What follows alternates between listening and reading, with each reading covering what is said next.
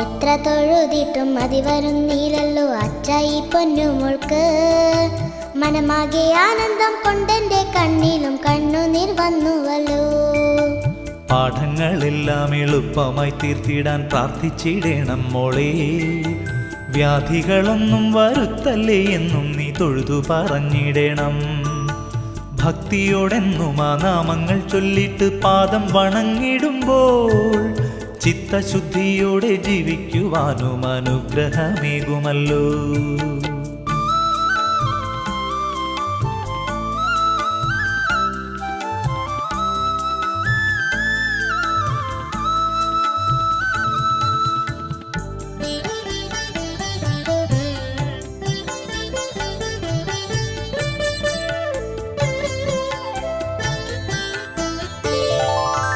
ഏട്ടനെ പോലെന്റെ കൂട്ടിനായി വന്നിടാൻ ശ്രീ